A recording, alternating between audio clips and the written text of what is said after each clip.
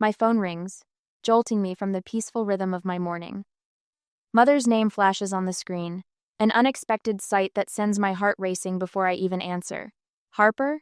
Her voice carries that artificial sweetness I've learned to distrust over the years. I have wonderful news.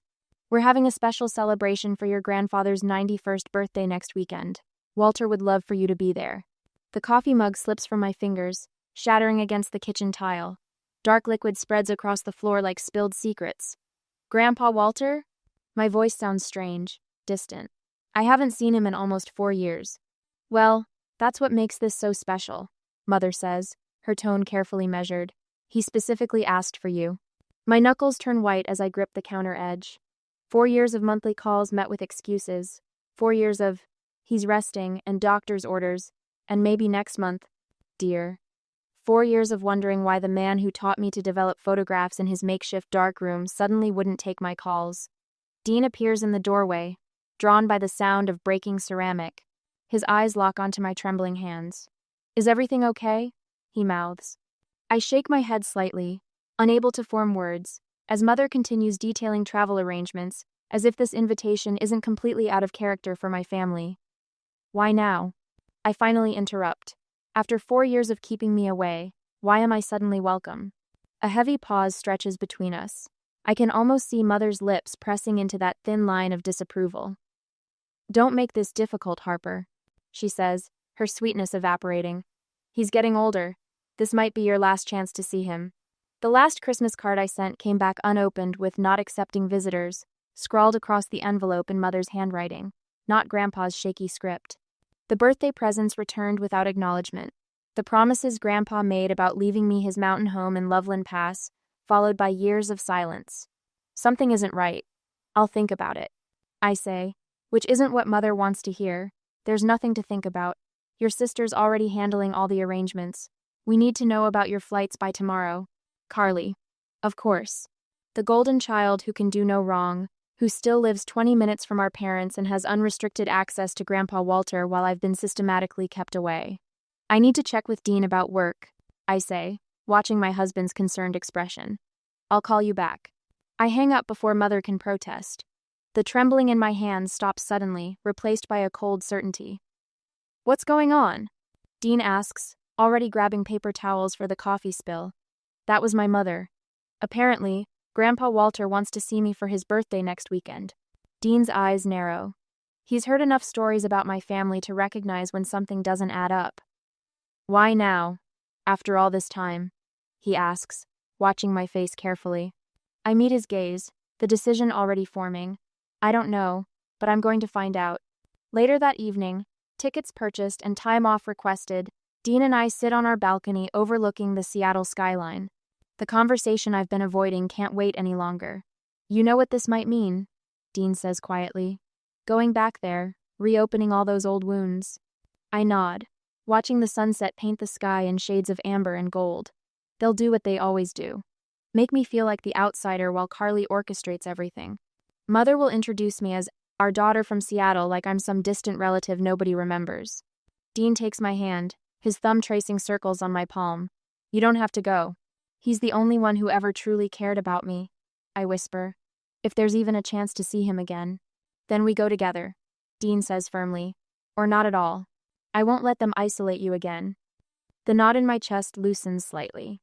Whatever awaits me in Colorado, at least I won't face it alone. Something about this invitation feels wrong. But after 4 years of separation from the man who taught me to see beauty through a camera lens, I'll risk walking into whatever trap my family has set. For Grandpa Walter, I'll walk through fire. I just hope I don't get burned beyond recognition in the process. The next day, the mountain road twists higher as Dean navigates the rental car toward Grandpa Walter's house in Loveland Pass. My stomach clenches with each familiar curve, memories of summer visits washing over me like the golden Colorado sunlight. Almost there, I whisper, more to myself than to Dean. But as we round the final bend, I don't recognize the place that appears before us. Walter's humble A-frame cabin has transformed into something grander, with a sprawling addition that stretches toward the pines. The weathered blue shutters are gone, replaced by sleek black fixtures that look startlingly modern against the rustic setting. Are you sure this is the right address? Dean asks, voicing my own disorientation. Unfortunately, yes. Inside, the transformation is even more jarring. The worn leather furniture and handmade quilts have vanished, replaced by minimalist pieces that belong in a magazine spread, not my grandfather's mountain retreat. But what stops me cold is the wall where Grandpa's prized workshop once stood, now completely converted into a gleaming home theater with reclining chairs and a projection screen. His tools, I murmur, running my hand along the pristine wall. They're all gone. Dean squeezes my shoulder. Maybe they're stored somewhere? I shake my head. He would never. My voice trails off as my gaze catches something above the fireplace. A large family portrait featuring my parents, Carly and her husband, even distant cousins I barely know. Everyone except me.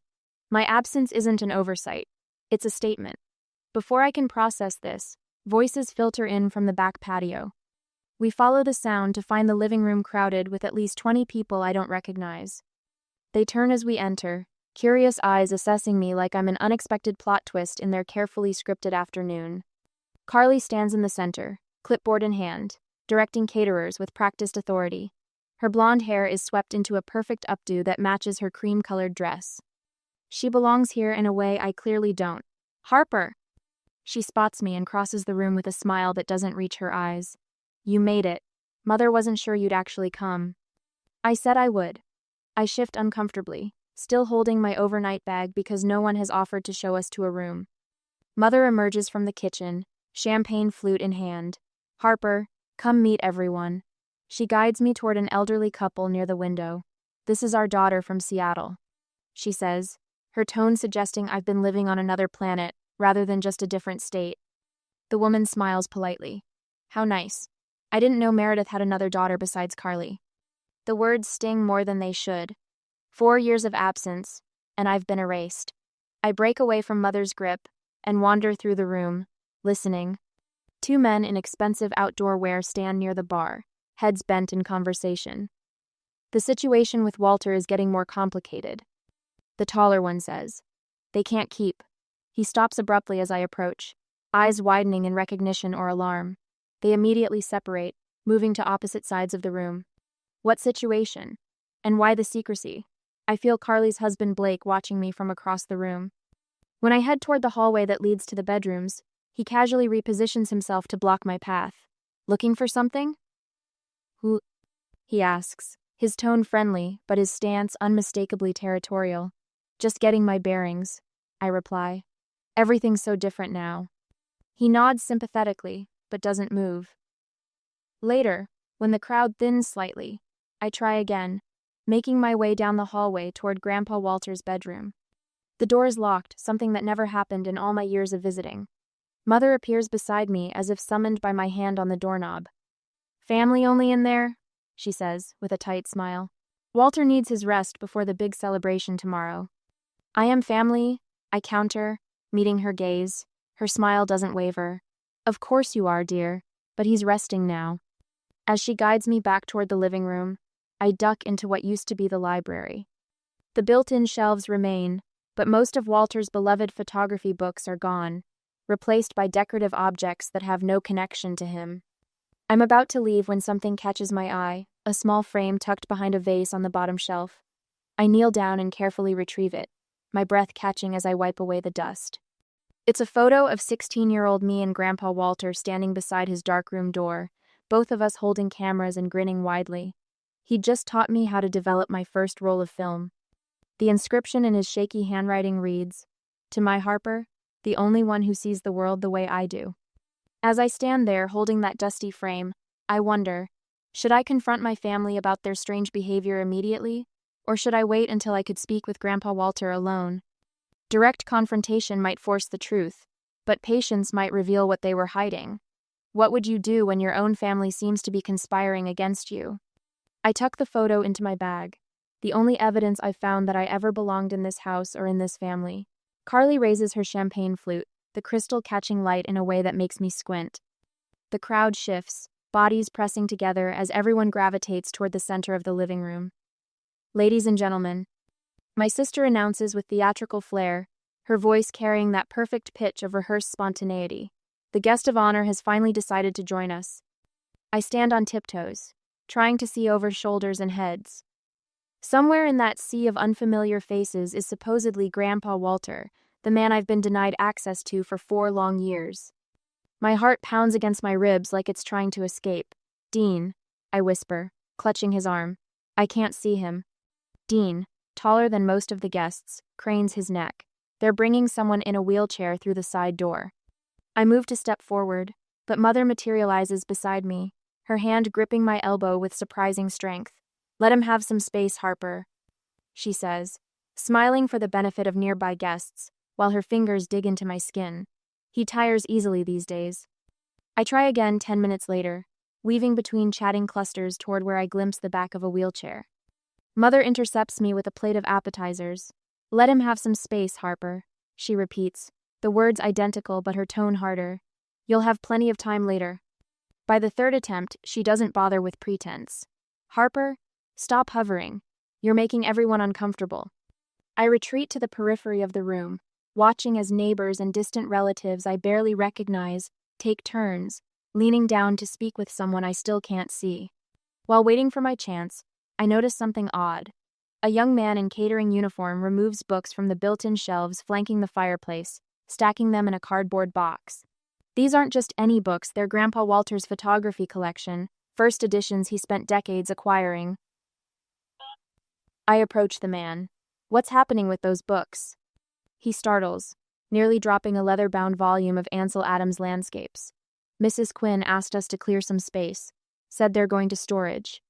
I glance toward Mother, deep in conversation with Uncle Travis's wife. When I look back at the shelves, I realize they've already been half emptied. How had I not noticed earlier? Dean finds me an hour later, staring at the bookshelves that once housed Grandpa's handwritten journals alongside his camera collection. Now they display generic decorative objects, glass balls, small ceramic bowls, things I've never seen before. It's like they're erasing him. I whisper, pulling out my phone to snap photos of the altered shelves, while supposedly celebrating him. Dean's eyes narrow. I've been walking through the house. His dark room is now a wine cellar. The workshop where he taught you to develop film is completely gone. It's a home gym now. My stomach twists. But he only turned 91 last week. When did they have time to make all these changes? That's what I've been wondering, Dean says softly.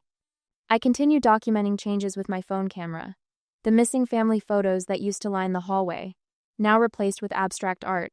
The antique desk where Grandpa wrote letters, nowhere to be seen. The reading nook in the sunroom, transformed into a modern seating area with no books in sight. With each discovery, my sense of disorientation grows. This house, once as familiar to me as my own reflection, feels increasingly foreign, as if someone has systematically removed all traces of the man who raised me after my father died. An elderly woman in catering attire approaches with a tray of desserts. When she offers it to me, I shake my head, too nauseated by anxiety to eat. Not even one? She asks, her voice gentle. She leans closer, patting my hand. I remember when you used to visit with your grandfather. He always made sure we baked those lemon cookies you loved. My eyes snap to her face. You knew Grandpa Walter? 20 years I catered his events, she says with a warm smile. He spoke of you often. Before I can ask more questions, Carly claps her hands for attention. The crowd shifts again, parting to reveal a frail figure in a wheelchair positioned near the fireplace. It's time for the birthday toast, she announces. I push forward, desperate for a clear view, but the guests form an impenetrable wall. Through gaps between shoulders, I catch glimpses. Thin white hair, plaid blanket across knees, liver-spotted hands. Dean appears at my side, his face unusually pale.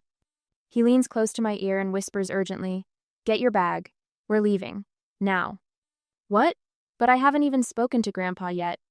Harper. His voice is tight. Trust me, we need to go. Something in his tone stops my protest. I follow him toward the door, glancing back one last time. For a brief moment, the crowd shifts enough for me to see the man in the wheelchair fully. Our eyes meet across the room. His gaze slides over me without a flicker of recognition, then continues moving around the room. His eyes don't track naturally, they sweep mechanically, like someone pretending to survey a crowd. Dean practically drags me outside to the rental car. Once the doors close, I turn to him. What's going on? Why did we leave? That's not your grandfather, Dean says, his voice deadly calm. He pulls out his phone, opens his photo gallery, and shows me a picture he took earlier of the man in the wheelchair, zoomed in on his face. Look at the ears, he says, then swipes to a family photo I'd sent him years ago. Your grandfather's ears are attached lobes. This man's are free. Ears don't change shape, Harper. That man's not even close. I stare at the comparison, ice flooding my veins. But who? I don't know.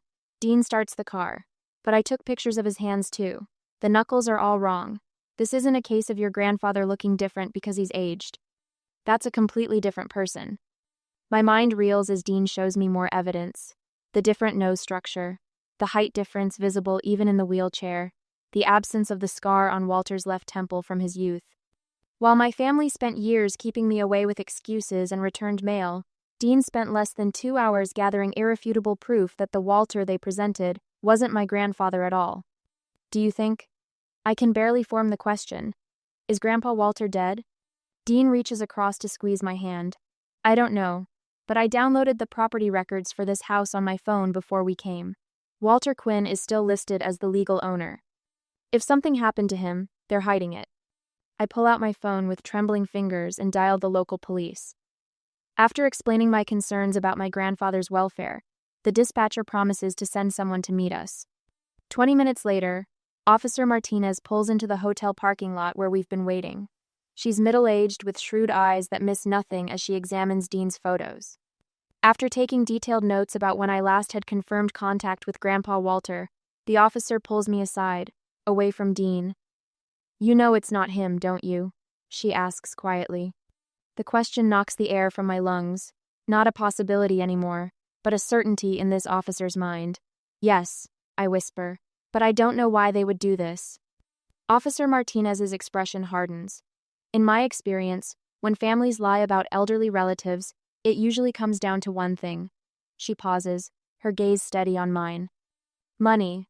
I sit at the edge of the hotel bed, spreading out photographs of Grandpa Walter in a neat semicircle. Officer Martinez pulls a chair closer, her notebook open on her lap. The hotel room's yellow lamplight casts shadows across the images of my grandfather's face from happier times. The last time I had a confirmed conversation with my grandfather was the 14th of September, 2021. I explain, pointing to a screenshot of a call log on my phone. After that, every attempt to reach him was intercepted by my mother or sister.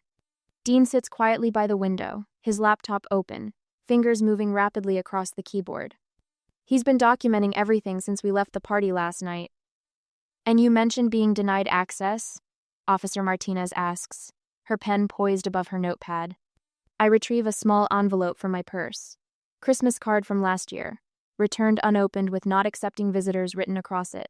I slide it toward her. That's my mother's handwriting, not my grandfather's. Officer Martinez examines the envelope, her professional detachment visibly shifting as she compares the handwriting to a birthday card I've produced that contains Grandpa's actual penmanship. The differences are unmistakable. Now, about the ear discrepancies, I continue, laying out side-by-side photos. The man in the wheelchair has attached earlobes. My grandfather's are clearly free-hanging. I tap the photographic evidence. Dean noticed it immediately. Ears are like fingerprints, Dean adds from across the room. They don't change. Officer Martinez leans forward, her neutral expression cracking. In my 15 years on the force, I've never seen anything quite like this. My phone buzzes against the nightstand, my mother's name flashing on the screen. I hesitate before answering, placing it on speaker. How dare you call the police on your own family? Mother's voice fills the room, stripped of its usual artificial sweetness. Raw fury vibrates through each syllable. Do you have any idea what you've done? Officer Martinez straightens, her eyes locked on the phone. I hadn't told my family about contacting the authorities. I think the better question is what you've done. I reply, surprising myself with the steadiness in my voice. Where is Grandpa? The silence that follows stretches so long I check to make sure the call hasn't dropped. Officer Martinez scribbles something in her notebook, nodding at me to continue. Mother? I prompt, where is Grandpa Walter? The line goes dead. I place the phone down slowly, meeting Officer Martinez's gaze. She closes her notebook with deliberate care. Mrs. Quinn, she says, That call just convinced me your family has something to hide. When my mother hung up after that damning silence, I wondered if I should press further with the police investigation or try one more time to get the truth directly from my family. Would justice for Grandpa come through official channels or through forcing a family confession? Officer Martinez stands, tucking her notebook into her jacket pocket. I need to make some calls, but I'll be back shortly. Based on what you've shown me, we're opening an investigation. The door closes behind her with a soft click, leaving Dean and me alone with the scattered evidence of my family's deception. I reached out to your grandfather's attorney, Dean says, turning his laptop toward me. Robert Simmons. He's agreed to speak with us tomorrow morning. I nod, grateful for Dean's foresight. What did you tell him? Just that we're concerned about Walter's welfare and need to verify some information. Dean closes his laptop. He seemed hesitant, like he wanted to say more but couldn't. Attorney-client privilege, I murmur. Maybe. Dean agrees, but he agreed to meet us. That's something. My phone rings again. Carly this time. You're ruining everything, she sobs when I answer. The police are talking to Mrs. Abernathy next door. Do you know how this looks for us? How what looks, Carly? I ask, gripping the phone tighter. The truth? You don't understand what you're doing, she says, her voice dropping to a harsh whisper. You never did, always taking what isn't yours. I think of the mountain house, of the family portrait without me, of the locked bedroom door. If something happened to Grandpa Walter, I deserve to know. You deserve nothing, she hisses before hanging up. Dean wraps his arms around me as I set the phone down. She's scared, he says against my hair. They all are. The hotel room phone rings, startling us both. I answer to find Officer Martinez on the line. Mrs. Quinn, I wanted to let you know we've obtained a search warrant for your grandfather's property. We'll be executing it first thing tomorrow morning. Her voice is formal but tinged with something like anticipation. I suggest you and your husband be ready at 7. After I hang up, I return to the bed where the photos of my grandfather are still arranged in their semicircle. His eyes look back at me from across time, kind, clear, and honest. Everything my family has proven not to be. We'll find out what happened to him, Dean promises, sitting beside me. Whatever it is. I nod, running my finger across Grandpa Walter's familiar smile. They thought they could hide the truth forever. They were wrong. The knock on my hotel room door comes just after 7 in the morning. Dean opens it while I hover by the window, arms crossed tight against my chest. Mother stands in the hallway, her face a mask of forced calm. Behind her, Carly's red-rimmed eyes betray hours of crying, and a man I recognize as Uncle Travis fidgets with his car keys. May we come in? Mother asks, her artificial sweetness returning. We need to talk. Dean looks to me for confirmation. I nod once, stepping away from the window but maintaining my distance as they file into the room. Uncle Travis, who I've only seen at major family events over the years, keeps glancing at the door as if calculating his escape route. We're offering a compromise, Mother says, perching on the edge of the desk chair. Drop this ridiculous investigation, and we'll explain everything. Everything? I repeat, noticing how Carly won't meet my eyes. Some things are better left alone, Harper. Uncle Travis says, his voice rough. You start digging, and nobody wins. Not you, not us. Mother leans forward, hands clasped tightly in her lap. Walter wouldn't want this, dear. He'd want peace in the family. You'd know what he wants, wouldn't you? I ask. Since you've been keeping him all to yourself these past 4 years. Carly finally looks up. Please, Harper, just stop. You'll regret pushing this further. The threat hangs in the air between us. Dean moves closer to me, his presence steady and reassuring. No more games, I say, my voice stronger than I feel. I want the truth about Grandpa Walter. Mother stands abruptly. We're trying to protect you. From what? My own inheritance? Her face pales. Carly makes a small, strangled sound. Yes, I've been busy, I continue, watching their expressions crumble. I spoke with Walter's attorney yesterday. He confirmed there have been no changes to Grandpa's will since 2019, when I was named his primary beneficiary. Dean retrieves his laptop from the bedside table and opens it, turning the screen toward them. We also pulled property records. Walter Quinn is still listed as the legal owner of the mountain house. Not Meredith Quinn, not Travis Quinn. Uncle Travis sinks onto the bed, his shoulders slumping. I don't need your explanations, I say, gaining confidence with each word. I need the truth about my grandfather. The real Walter Quinn, not whoever that man in the wheelchair was. Mother steps toward me, hand outstretched. Harper, please. A sharp knock interrupts her plea. Dean opens the door to find Officer Martinez standing in the hallway with another officer. Miss Quinn, Martinez says, nodding to me before taking in the crowd in our room. I see the family's all here. That saves us some time. She enters without waiting for an invitation, her partner remaining by the door. We've completed our investigation, Martinez says, her gaze moving between each family member before settling on me. Walter Quinn passed away on the 12th of November, 2021. He was buried on family land without a formal death certificate being filed. The room spins around me. I grab the edge of the desk to steady myself. 2021? He's been dead for almost 4 years?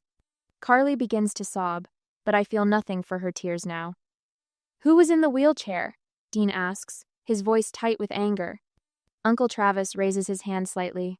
Me, he admits, with the gray wig and makeup. I'm about his build. Martinez continues. We found documentation in a safe at the Mountain House. Your grandfather left everything to you, Miss Quinn. The house, his investments, everything. According to neighbors we interviewed, your family began denying you access shortly after his health declined. They needed me to see Walter alive, I whisper, the pieces finally locking into place. If I believed he was still alive, I couldn't claim my inheritance. Mother doesn't deny it. He wasn't thinking clearly when he made that will. You barely visited in those last years. Because you kept telling me he couldn't have visitors. My voice rises, years of frustration breaking through. You lied to me for 4 years while you lived in his house, spent his money. We took care of him until the end, Carly interjects. You were off building your life in Seattle, while we were changing his diapers and managing his medications. Officer Martinez clears her throat. We're looking at multiple charges here. Failure to report a death, identity deception, misappropriation of funds. The district attorney will make final determinations, but this is serious. Uncle Travis stands, shoulders squared. It was Meredith's idea, all of it. Mother whirls toward him. Travis, don't you dare. I'm not going to jail for this, he snaps. Martinez gestures to her partner, who steps forward. We'll need all of you to come down to the station to give formal statements. I watch in numb silence as they're escorted out. Carly pauses at the door, turning back with tears streaming down her face. He loved you, Harper. Despite everything, he really did. After they leave, Dean closes the door and sits beside me on the bed, neither of us speaking. Eventually, I retrieve the photo of Grandpa Walter and me from my suitcase, tracing the outline of his face with my fingertip. 4 years of silence suddenly make perfect sense. The returned cards, the refused calls, the excuses. He wasn't ignoring me. He was already gone, and my family had buried not just his body, but the truth along with it. I hold the photograph against my heart, and finally allow myself to grieve for the man who loved me enough to leave me everything, and for the years of mourning his family had stolen from me. 2 weeks later, the Mountain House stands silent as I turn the key in the lock. My house now. The thought still feels foreign, like borrowed clothes that don't quite fit. Sunlight streams through windows that once framed Grandpa Walter's face as he pointed out distant peaks and told stories of his younger days scaling them. I move through rooms that were forbidden to me just days ago, running my fingers along bookshelves stripped of Walter's beloved photography volumes. The family cleared out quickly after the truth emerged, taking what valuables they could carry but leaving behind the weight of their deception. Dean follows with his camera, methodically documenting empty drawers and barren walls where artwork once hung. Evidence for the attorneys who will untangle years of financial mismanagement. They even took his fly fishing medals.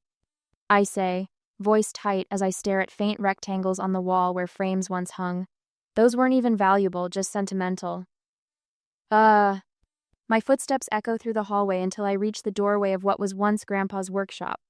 The conversion to a home theater is even more jarring in the empty house leather recliners, where his workbench stood, projector mounted where shelves of cameras once displayed his life's passion. This is where we start, I announce, voice stronger than I expect. I cross to the central recliner and grip its arms, feeling unexpected rage bubble up from somewhere deep. With a sudden heave, I push it toward the door. Harper, let me help, Dean says, already at my side. No. The word comes out sharp. I need to do this myself. One by one, I move the heavy chairs out into the hallway. Sweat dampens my shirt, and my muscles burn with the effort, but something lightens in my chest with each piece of their intrusion I remove. When the room stands empty, I pull a small frame from my bag, the photo I found of Grandpa and me in his dark room when I was 12. His weathered hand rests on my shoulder as I hold up my first developed photograph.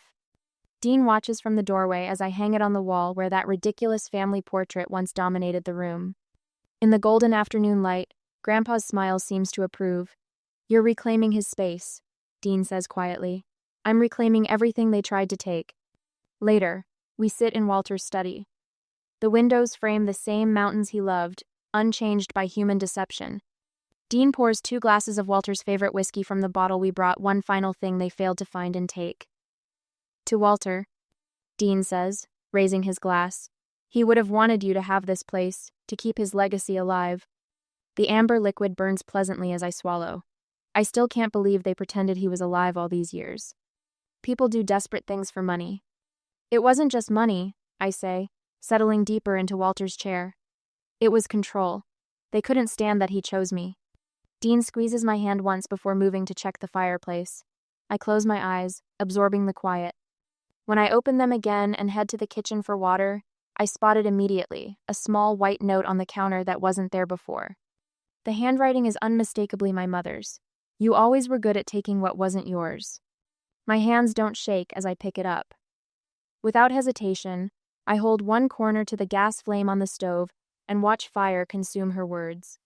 The ashes dissolve in the sink under running water. Back in the study, I pour another finger of whiskey and settle into Grandpa's chair. The house still smells faintly of his wood polish and pipe tobacco. Outside, snow begins to dust the mountains he taught me to love. As I sit in Grandpa's chair that evening, I wonder if I should try to rebuild any relationship with my family, or if some bridges, once burned, should stay ashes. Would you attempt reconciliation with family who betrayed you so deeply, or would you focus on honoring the memory of those who truly loved you?